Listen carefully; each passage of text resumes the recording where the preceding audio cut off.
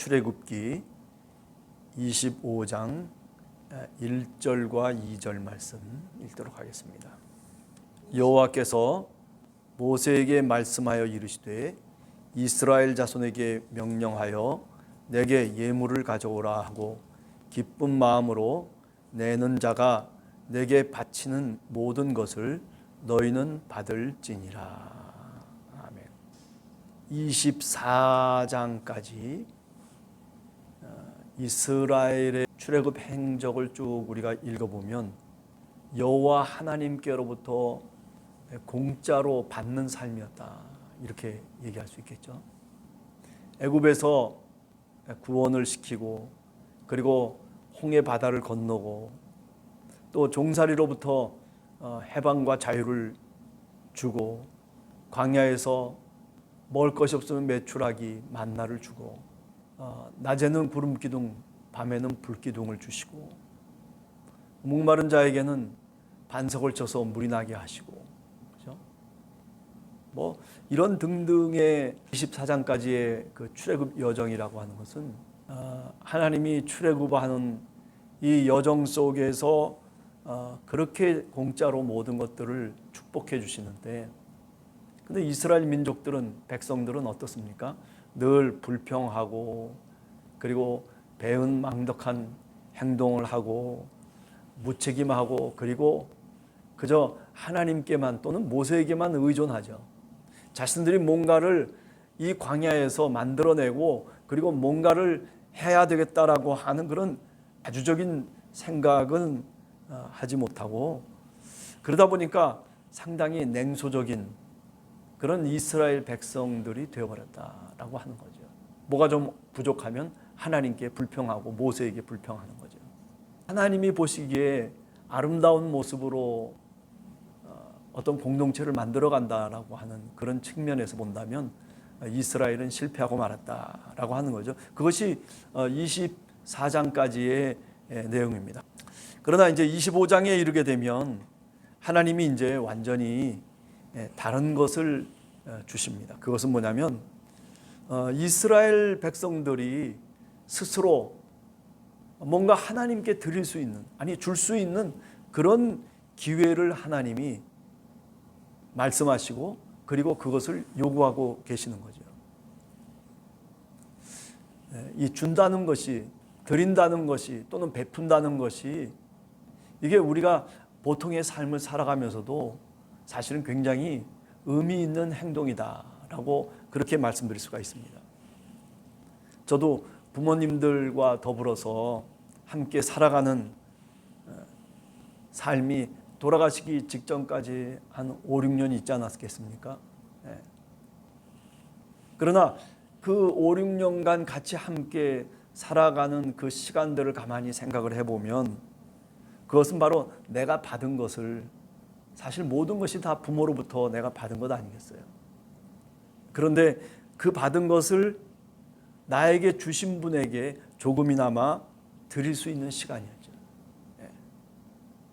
그죠? 지나고 난 다음에 생각하니, 조금 더 많은 것을 드렸더라면, 그런 시간이 더 있었더라면 하는 그런 후회도 있지만은, 그러나 그런 시간이 있었기 때문에 감사한 거죠. 사실은 달라 주는 것만 받고 살아왔더라면 얼마나 사실 의미 없는 만남이고, 그리고 함께함이겠습니까? 그렇죠?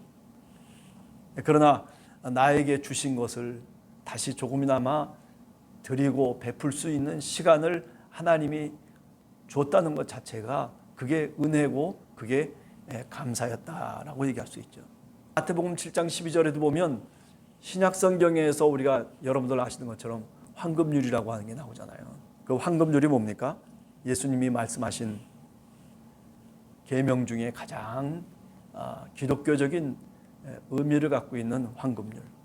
네가 대접을 받고자 하면 먼저 남에게 대접하라 라고 하는 말씀이죠. 먼저 베풀라는 거예요. 뭐 대접을 받기 위해서 먼저 대접을 해라라고 하는 그런 의미를 넘어서서 이 말씀의 뜻은 뭐냐면은 먼저 베풀라는 겁니다. 먼저 줄 알아야 된다. 먼저 내 손을 내밀 줄 알아야 된다는 거죠. 뭐 계산관계로 내미는 게 아니죠. 어떻게 보면 예수님이 가르치신 가장 중요한 계명 가운데 하나죠. 그게 바로 뭐의 출발점이냐면 이웃을 사랑하는 것의 출발점이라고 말씀드릴 수가 있을 것입니다. 마태복음 6장에 보면 그죠? 구제할 때라고 하는 말씀을 하거든요. 예. 우리가 히브리말로는 제다카라고 하는 말인데 자선 또는 구제라고 하는 뜻이죠. 그래서 유대교의 율법 속에 이 짜다카라고 하는 이런 규정이 실제로 있거든요. 그 미시나 토라라고 하는 그 토라 미시나를 읽어보면 그 가운데 이런 얘기가 있어요. 짜다카에 의존하는 가난한 사람일지라도 다른 사람에게 바로 이 짜다카를 주어야 되는 의무가 있다. 가난한 사람이건 부유한 사람이건 내가 갖고 있는 것이 많건 적건 간에 이렇게 제다카를 해야 된다는 거예요. 구제를 하고 다른 사람에게 줄 알고 베풀 줄 알아야 된다는 거죠. 그게 뭐냐면은 신앙인의 출발점이라는 거예요. 그러면서 이런 얘기들을 합니다. 이건 뭐 유대교에서도 마찬가지고 우리 기독교에서도 예수님이 가르쳐 주신 말씀 중에 하나 아니겠습니까? 이 짜다카라고 하는 구제는 주는 사람이 누구에게 주었는지 또 받는 사람도 누구로부터 받았는지 알아야 될 이유가 하나도 없어요. 내가 짜다카를 드리고 난 다음에 내가 준 게 어디로 흘러가고 있나? 그게 아니죠. 알아야 될 이유가 없는 거예요. 또 받는 사람도 그래요. 구제를 받는 사람도 누가 나를 구제해 줬다라고 하는 것을 몰라야 된다라고 하는 거죠. 알아야 될 이유가 없다는 거예요. 그래야 서로가 관계를 유지할 수 있다는 거예요. 마태복음 6장 3, 4절에 보면 예수님께서 그런 얘기를 하잖아요. 구제할 때 오른손이 하는 것을 왼손이 모르게 하라. 네가 구제할 때 은밀하게 하라. 은밀한 중에 보시는 아버지 하나님께서 그리하면 갚으시리라. 그렇게 말씀하시잖아요. 하나님이 갚아주신다는 거예요. 뭘 그렇게 이름 석자 내려고 내가 이렇게 했습니다. 누가 저렇게 했습니다. 뭐 이렇게 저렇게 하지 말고 그냥 아무도 모르게 은밀한 중에 하라는 거예요. 그래야 하늘에 보화를 쌓고 그래야 아버지 하나님이 갚으실 것이라고 하는 그런 말씀을 하고 있는 거죠. 우리가 특별히 마태복음에서는 그런 내용들이 자주 나타나죠. 25장을 읽어보면 어떻습니까? 마지막 심판할 때 모든 사람들이 양과 염소의 줄에 서게 되죠. 염소의 줄에 쓴 사람들은 어떤 사람들이냐면 평소에 내가 이랬습니다, 내가 저랬습니다라고 그렇게 자기를 자랑하고 자기를 나타냈던 사람들이에요. 하나님 앞에 당당하게 얘기하죠. 그런데 양의 편에 서 있는 사람들은 잘 몰라요. 제가 언제 그랬나요? 네가 나에게 옷을 입혀주고 네가 나에게 이렇게 하고 굶주렸을 때 내가 목말랐을 때 네가 나에게 물을 줬다. 아니 언제 제가 그랬습니까? 알아야 될 이유가 없는 거예요, 사실은요. 그죠? 내가 구제를 하고 내가 손을 베풀고 내가 은혜를 베풀 수 있다는 것이 그게 얼마나 감사한 일입니까? 그것보다 더 고귀하고 그리고 가치 있는 행동이 인간에게 과연 있느냐라고 본다면 저는 없다고 생각해요. 받는 것도 중요하지만은 그러나 내가 베풀 수 있는 것을 가르치고 있다라고 하는 거죠.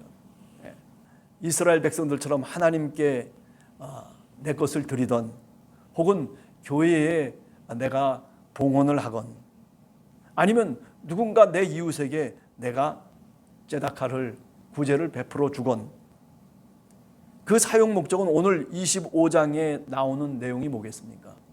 성소를 만들라는 거예요. 이스라엘 자손들에게 명하여 내게 예물을 가져오라 하고 기쁜 마음으로 내는 자는 내게 바치는 모든 것을 너희는 받을지니라. 받아서 무엇을 하는 것이냐 하면은 바로 거룩한 성소를 건축하기 위한 사용 목적이 분명히 드러나고 있는 거죠. 여러분 이 말의 뜻을 오늘날 우리의 용어로 바꾸면 뭐라고 얘기할 수 있냐면 봉헌이라고 하는 것은 하나님의 영광을 위해서 쓰여져야 한다는 거예요. 오늘 본문을 읽어보면 하나님은 모세를 통해서 이스라엘 백성이 하나님이 임재하시는 바로 그 성소의 건축을 위해서 하나님께 드리라고 그렇게 명령을 하고 있는 겁니다. 오늘 우리의 교회 속에 우리가 어떻게 합니까? 봉헌을 하나님께 드리잖아요.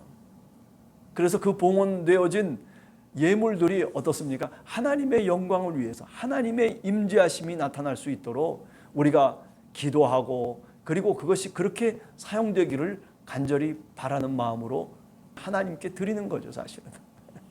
네, 그렇습니다. 네. 오늘 성경 말씀을 우리가 읽어보면서 이 사순절의 기간 동안 우리가 무엇이 바뀌어져야 되는, 어둠에서 어떻게 빛으로 나갈 수 있느냐라고 얘기할 때 바로 오늘 이 출애굽기 25장 1절 2절에 말씀하는 것처럼 받기만 하는 우리들의 신앙의 자세로부터 변화돼서 드릴 수 있는, 베풀 수 있는 하나님의 영광을 위해서 하나님의 영광이 임하는 바로 교회, 뭐 꼭 건물을 얘기하는 것은 아니죠. 교회를 우리가 생각하면서 하나님께 드리고 하나님께 바칠 수 있는 그런 신앙인으로 변화되는 것. 그죠? 여러분 그렇습니다. 신앙의 진수는 뭐냐면은 사실은 베풀고 바치고 드리는 거예요. 누구에게? 하나님께. 그래서 산상수훈에 보면 예수님도 그런 말씀을 하셨어요. 보화를 어디에다가 심으라고 그랬어요? 하늘에다가 심으라. 하늘의 보화를. 그죠? 그렇습니다. 사순절의 기간 동안 여러분과 제가 이렇게 조금이나마 그저 지금까지 어떻게 살았든지 내가 늘 받는 거에만 익숙한 데서부터 벗어나서 이제 줄 수 있는, 미시나 토라에서 얘기하는 것처럼 그저 가난한 사람도 내가 형편이 이렇다라고 그렇게 얘기하지 말고 그저 베풀 수 있는, 손을 갖고 베풀 수 있는 그런 변화된 삶을 우리가 살아가기를 간절히 원합니다. 기도하겠습니다.